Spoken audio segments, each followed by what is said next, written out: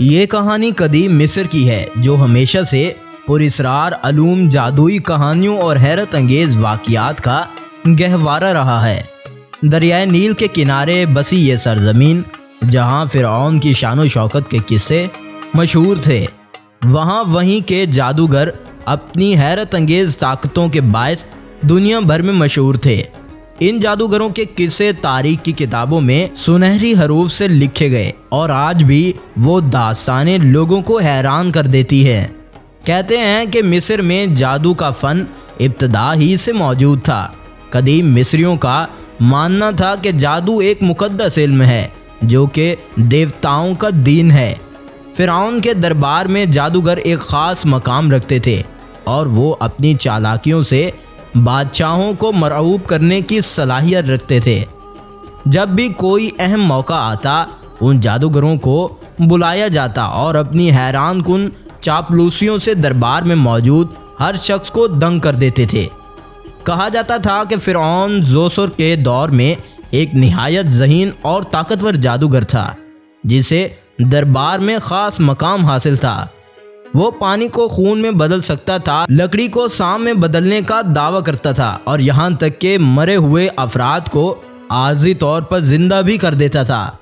جب دشمنوں نے مصر پر حملہ کیا تو اس نے نیل کے کنارے ایک ایسا طلسم بنایا کہ دشمنوں کی فوجیں صحرا میں بھٹک گئیں اور کبھی مصر تک نہ پہنچ سکیں۔ ایک اور مشہور جادوگر کی قصہ ملتا ہے جو فرعونوں کے دربار میں اپنی طاقت کے باعث مشہور تھے، لیکن اس کے بارے میں کہا جاتا ہے کہ اس کا جادو محض دھوکہ تھا۔ وہ لوگوں کو حیرت میں ڈالنے کے لیے مختلف حربے آزماتا تھا، لیکن ایک دن ایک بوڑھے درویش نے دربار میں آ کر اس کے تمام کرتب بے نقاب کر دیے۔ اس درویش نے جادوگر کے سام کو محض ایک چھڑی سے چھو کر راکھ میں بدل دیا، جس سے ثابت ہوا کہ اس کا جادو حقیقت نہیں بلکہ ایک چال تھی۔ کہا جاتا ہے کہ مصر کے سب سے بڑے جادوگر کے پاس ایک ایسا نسخہ تھا جس میں وہ تمام جادوئی عملیات درج تھیں جو اسے ناقابل شکست بناتی تھیں۔ اس نے اس کتاب خانے کو نیل کے پانی میں ایک مخصوص مقام پر چھپا دیا تھا تاکہ کوئی اس کے راز تک نہ پہنچ سکے، مگر برسوں بعد ایک نوجوان عالم نے ستاروں کی مدد سے اس مقام کو تلاش کرنے کی کوشش کی، مگر جب وہ وہاں پہنچا تو نیل کی بے رحم موجوں نے اسے نگل لیا اور وہ راز ہمیشہ کے لیے نیل میں دفن ہو گیا۔ تاریخ میں ایک ایسا وقت بھی آیا جب ایک طاقتور فرعون نے تمام جادوگروں کو اکٹھا کر کے ان کا امتحان لینے کا فیصلہ کیا۔ اس نے انہیں حکم دیا کہ وہ اپنے جادوگروں کے ذریعے ایک ایسا کارنامہ دکھائیں جو پہلے کبھی کسی نے نہ دیکھا ہو۔ جادوگروں نے مختلف کرتب دکھائے، کچھ نے پانی کو آگ میں بدل دیا، کچھ نے پتھروں کو ہوا میں اڑا دیا اور کچھ نے خود کو ہی غائب کر دیا، مگر ان سب میں سے ایک ایسا جادوگر سب پر بازی لے گیا۔ اس نے اپنی چھڑی نیل میں پھینکی اور وہ ایک عظیم مگرمچھ میں بدل گیا، جسے دیکھ کر خود فرعون بھی خوف زدہ ہو گیا۔ جیسے جیسے وقت گزرتا گیا مصر میں جادوگروں کا اثر کم ہوتا چلا گیا، لوگ سچ اور حقیقت کی طرف مائل ہونے لگے اور جادوگر جو پہلے عزت دار سمجھنے جاتے تھے رفتہ رفتہ پس منظر میں چلے گئے۔ کچھ تاریخ دانوں کا ماننا ہے کہ مصر کے قدیم جادوگر کے کچھ راز آج بھی نیل کے پانیوں میں پراسرار مقبروں میں یا ریت کے ٹیلوں میں دفن ہیں، جیسا کہ اہرام مصر۔ قدیم مصر کی گلیوں میں ایک ایسا زمانہ تھا جب جادو ایک مقدس علم سمجھا جاتا تھا۔ نہ صرف عوام بلکہ خود فرعون بھی جادوگروں کے سحر میں مبتلا ہو جاتے تھے۔ ان جادوگروں کا دربار میں ایک خاص مقام تھا۔ کہا جاتا ہے کہ مصر کے قدیم معبد میں ایک ایسا پتھر تھا جسے سنگ سلیمان کہا جاتا تھا۔ یہ ایک ایسا پتھر تھا جس کے بارے میں مشہور تھا کہ جو کوئی اسے چھو لے اسے دنیا کے تمام جادوئی علوم حاصل ہو جاتے تھے۔ کئی جادوگروں نے اسے حاصل کرنے کی کوشش کی لیکن ہر کوئی ناکام رہا۔ ایک دن ایک مشہور جادوگر جسے الطوف کہا جاتا تھا، اس نے دعویٰ کیا کہ وہ اس پتھر کو حاصل کر سکتا ہے۔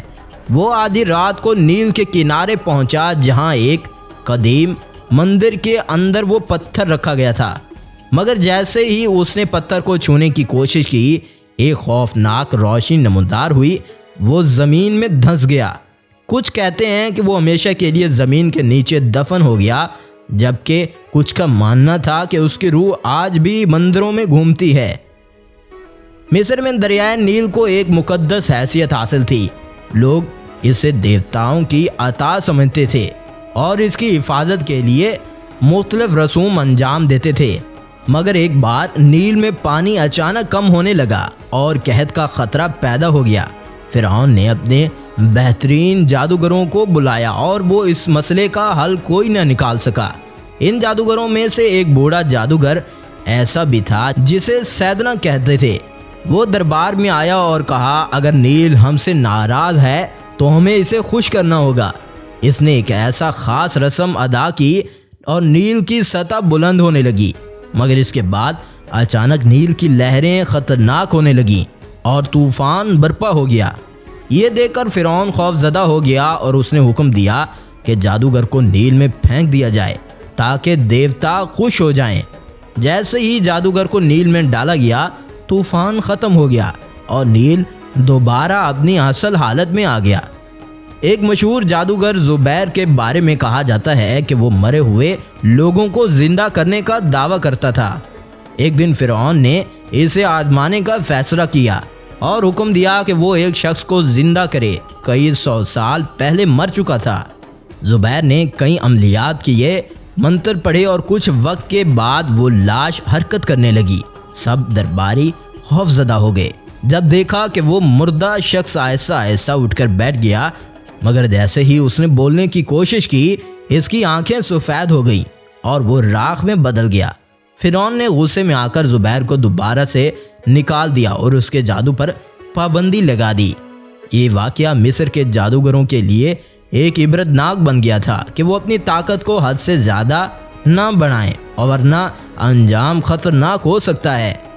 کہا جاتا ہے کہ مصر کے ایک فرعون نے اپنی قبر کو محفوظ رکھنے کے لیے ایک طاقتور جادوگر کو ذمہ داری دی۔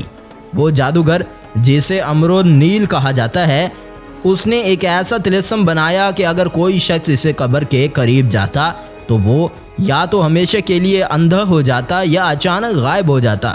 صدیوں بعد جب چند خزانوں لوٹنے والوں نے اس قبر میں داخل ہونے لگے تو ان میں سے کوئی بھی زندہ واپس نہ آ سکا۔ کچھ لوگوں نے کہا کہ وہ وہاں قید ہو گئے، کچھ نے کہا وہ بھوت بن گئے اور کچھ کا ماننا تھا کہ وہ فرعون کی روح کے غلام بن گئے تھے۔ یہ طلسم آج بھی مصر کے قدیم مقبروں میں دفن ہے اور کئی ماہرین آثار قدیمہ آج بھی ان رازوں کو کھولنے کی کوشش کر رہے ہیں۔ قدیم مصر میں جادو کی طاقت عروج پر تھی، لیکن جیسے جیسے وقت گزرتا گیا، نئے مذاہب اور فلسفوں کے آنے سے جادو کا اثر کم ہوتا گیا۔ لوگوں نے سچائی کو اپنانا شروع کر دیا اور جادوگر جو پہلے عزت دار سمجھے جاتے تھے، دھیرے دھیرے منظر سے غائب ہو گئے۔ یہ کہانی صرف ایک جھلک ہے ان بے شمار قصوں کی جو مصر کے قدیم جادوگروں کے بارے میں مشہور ہیں۔ اگرچہ آج کے دور میں لوگ جادو پر یقین کم رکھتے ہیں، لیکن قدیم مصر کے ان حیرت انگیز واقعات کو سن کر آج بھی لوگ حیران ہو جاتے ہیں۔ کیا وہ واقعی جادو تھا یا ایک ایسا علم تھا جسے ہم آج تک نہیں سمجھ سکے؟ شاید وقت کے ساتھ ساتھ یہ راز بھی کھل جائیں گے۔ تو آپ کو مصر کے ان جادوگروں کی کہانی کیسی لگی؟ اگر اچھی لگے تو چینل کو سبسکرائب کیجیے گا۔ اگلی ویڈیو تک انتظار کیجیے۔ شکریہ۔